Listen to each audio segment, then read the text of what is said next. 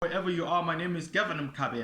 Now, quick one. There is a difference between bonding a property under a joint bond and bonding a property under a company. So those two processes are not the same. So if you go and purchase property using bank finance, now joint bond is different to buying it under a company. So let us start with joint bond. What does joint bond mean? It means that I see this property is going for 500,000 and then I bring in somebody to help me qualify for it, right? Now let's say that the qualifying income for that property is 30,000. Now it means that I can bring in my 15,000 gross income, then somebody can also bring in his or her 15,000 gross income, and together we then qualify for this property. So it is a 50-50 kind of affair. That is a joint bond. Buying it under a company is a different process. It means that individually, as directors, so me and that person are going to be directors of this company that is buying this property. So individually, we need to qualify for that 30,000, right?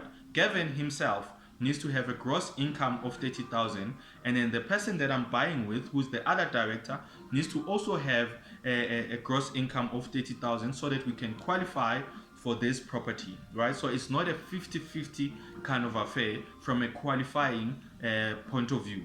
Now, from an exposure point of view as well, it is very important to understand that after that bond or that property has registered, now my exposure under my name is going to be 500,000.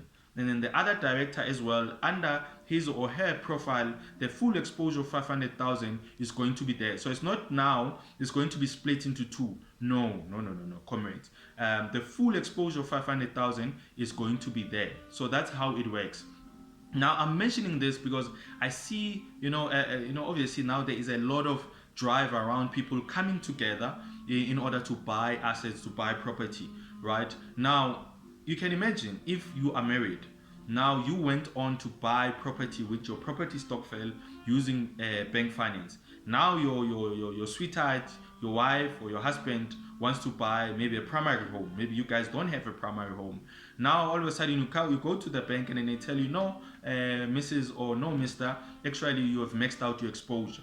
Now it often causes issues at home as well, to say yeah utsamaile wena uhambile and then wahamba wayenza izinto zakho nabantu bakho, and then it becomes a problem. So it's always important to understand the two dynamics of a joint bond and buying it under a company. It is very, very important. Now on that note, I want to remind you that there's an episode coming which is very, very important as well, where I'll be talking about how to structure your assets, because we want to kill this notion of izinto zomuntu ziyamlandela, dinto tsa motho ziyamlandela, or in English, a person's assets follows them to the grave when they passed on. We need to kill that. Otherwise, if we don't, then we can forget about this whole notion of generational wealth. Our children, their children will never realize it until we stop this notion and make it dead.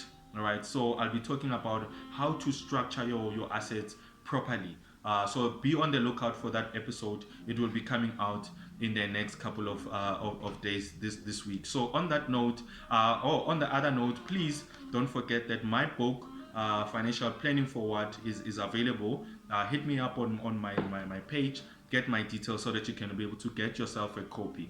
On that note, the last note, may you have a super awesome day, and Gavin Mkabela signing out. See you on the flip side.